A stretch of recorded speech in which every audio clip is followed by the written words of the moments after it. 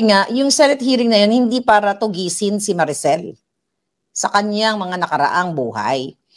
Kaya siya tinawag doon para yung mga istorya, yung corroborative stories from Morales, mga kababayan, doon iistimahin. Number one na katanungan, i-verify nila, ikaw ba nung panahon na yan, ng 2012, ay nakatira ka sa 46C? O, dyan natin, di sasagot si Maricel kung oo ba o hindi. Dapat, kung ako ang chairman ng committee na yan, lahat yan susuyurin ko. Kakalawitin ko silang lahat ng sangkot para maipalabas sa taong bayan na ito bang si Marcos Jr. ay fit to lead.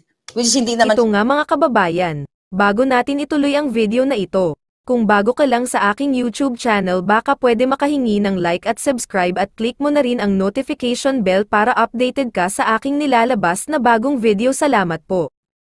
Pero, ano ba ang ini-expect natin? Alright? Ini-expect natin doon sa hearing sa May 7.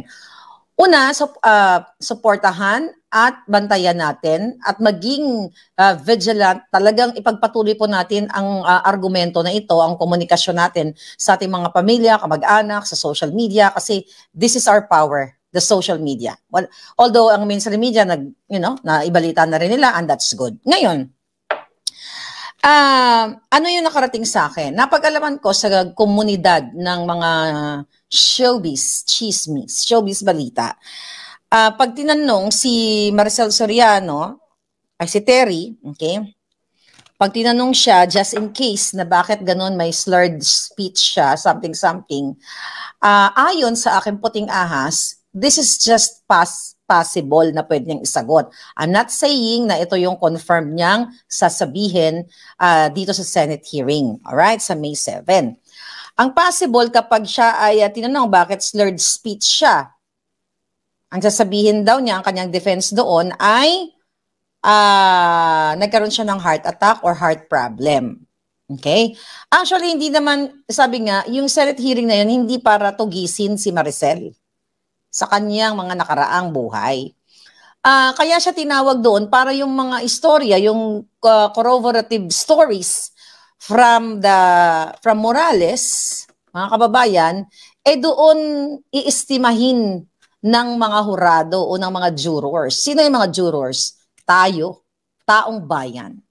Doon tayo magbe-base sa kanyang mga sagot kung ito ba ay base sa ating mga galing at talino, because we're working, our neurons. Sabi ko nga, lagi ko sinasabi billions of neurons kasi yun na lang katalaga yung kayamanan natin. Tayo mga tao na makikinig during the Senate hearing, tayo mag-i-estima. Bisaya ay. Tayo ang mag-i-estima. Okay? Kung paano siya sumagot. So, pag sinabi niyang isa sa mga katanungan ay, medyo nagngingiwi siya or something, pwede yun mag-imbita pero kasi hindi naman talaga siya yung nasasakdal, ang dapat imbestigahan actually. Sabi nga siya ay collateral damage lang.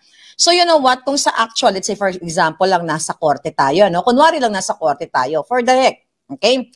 Pag sinabi mo inatake ako, madali lang yan ipaliwanag, madali lang yan hanapan ng dokumento, when, saan, paano ka inatake, kailan, ano nangyari, nadala ka ba sa ospital, Pag sinabi mo naman na kaya ka may slurred speech because of dental problem, di ba? Parang may napanood ako sa kanya na may dental problem, may Phoenix daw yata, yung mga So again, sabi ko nga, kung ito ay relevant sa korte, ito for the sake lang ng ating usapin, pwede kang magpatawag ng dentista. Totoo ba na ito ay what? Ito ba ang kanyang slurred speech ay dahilan dahil nagpaayos siya ng ngipin? So magkakaroon yan ng scientific documents to support her claim. Okay? So ngayon, pero ano yung pinaka-importante doon sa mga tanong? Kung magtatanong, I hope hindi na lang si Senator Bato ang mag-isa doon. Alright? I hope pumunta yung mga committee members doon sa hearing sa May 7. Pero ang napag-alaman natin, mga palangga, yung mga committee members doon sa Committee on Public Order ay natatakot sila baka hindi daw sila dalhin ni Marcos Jr. sa 2025 election. Alright? So isa yan sa mga posibilidad kaya sila ayaw nilang humarap doon dahil natatakot sila na hindi sila mabit-bit. Okay? Ito, pangalanan natin ha. Ito ha.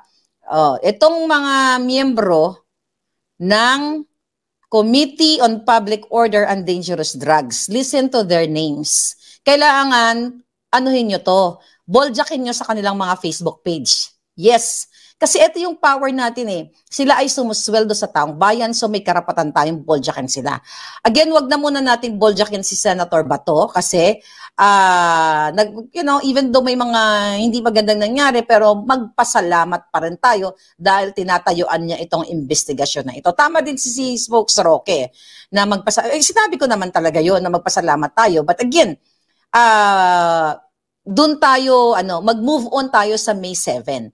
Pero ito po yung mga tao, ito yung mga senador na tatandaan nyo at boboldyakin nyo ngayon after natin mag-vlog. Okay, yung Vice Chairperson, si Jinggoy Ejercito Estrada, Senator Christopher Bongo, okay, Tolentino. So this is not about Duterte, Marcos, whoever ang sinusuportahan nyo. This is about the truth. This is about yung trabaho ng mga ito, whether Marcos, Duterte ang sinuportahan nila, kung gaano kahalaga ang usaping pulburon ng kanilang presidenting bangag. Okay, kung paano nila kayo ipagtanggol mga kababayan. Alright? So ito pa, si Nancy Binay, si Grace po, si Cynthia Villar, si Robin Padilla, si JV Ejercito, si Mark Villar, si Ontiveros, si Ligarda, si Villanueva, si Pimentel. Ayan, yang mga yan. Okay? Dapat nga present yung mga yan kasi mahalaga ito. Doon dapat tatanungin nila kasi ito nga ay investigation in aid of Jutang Generes na legislation eklabush, pero madalas nagiging sarsuela. Ano yung expect ng taong bayan? Number one, nilabas ko na to na ang address na 46C doon sa Rockwell Condominium ay nag-match doon sa balita from 2011, kung hindi ako nagkakamali, 2011 or 2012, sa balita ng TV Patrol, kung saan ginombag-jombag ni Maria o ni Terry ang dalawang housemaid back during that year. Okay? Mahigit isang dekada, ginombag-jombag, di ba may balita, nakita nyo naman yan sa media, na tumakbo si Maricel ng hubot-hubad at hinabol yata niya yung mga syotolong, kaya yung mga housemaid ay house helper ay tumakbo doon sa barangay. At doon sa barangay, pinakita natin sa vlog natin in the past, ay nag-match yung 46C na address sa pre-op and the authority to operate ng PDEA dun sa address ni Maricel. So kung matino itong mga senador na ito, number one na katanungan, i-verify nila, ikaw ba nung panahon na yan, noong 2012, ay nakatira ka sa 46C? O, dyan natin, di sasagot si Maricel kung oo ba o hindi. Ito, ang una nating makita as mga tagapakinig ng kanilang hearing, ay kung makukonfirm ba yung address at ang tanong, doon ba siya nakatira? Next, pumupunta ba si Marcos Jr. nung mga panahong iyon? Okay? Actually, pwede pa nga yan na i-summon yung mga CCTV kung meron. Di ba? Si-summon yung CCTV kasi ito'y usapin ng presidenteng nagpapatakbo sa inyong bangag at makasalalay ang mahigit 100 milyong Pilipino ang kinabukasan nyo dito sa bangag na presidente. Kaya para matpatunayan talaga dapat, kung ako ang chairman ng committee na yan, lahat yan susuyurin ko. Kakalawitin ko silang lahat ng sangkot para maipalabas sa taong bayan na ito bang si Marcos Jr. ay fit to lead. Which is hindi naman siya leader kasi si Lisa Fair naman ang talagang nangangamay o nagmamaniobra kaya nagkawindang-windang ang bayan ninyo, ang bayan natin. Isa yan sa mga katanungan. Kung pwede nga lang yung mga housekeepers o house maid during that time, pwede rin ipatawag yan. Kasi sila yung CCTV na direkta na nakikita nila kung sino yung in and out doon sa bahay na yon. So definitely mga housekeepers, they are mga 18, 19 years old during that time. So ngayon, ilan na yon? 18, 19, 10 years ago, 28 years old na siguro yung mga yan. if they're still around. Okay? Tignan yung logbook. Okay, actually, yun lang naman siguro yung mahahalagang pwede nating marinig. Kasi ano na yan, expected na yan na hindi aamin si Terry. Hindi siya aamin na oo, walang gano'n na aamin ako, oo, kami ay nagsinghot ni Marcos Jr. during that time. Baka ipagurgur din siya. Actually, I'm worried also sa buhay niya. At sa kalaman ng lahat, si Terry ay ex o jowa ng kapatid ni Lisa Araneta Marcos na si Martin Araneta na butlog o nang didilat din ang mata during that time.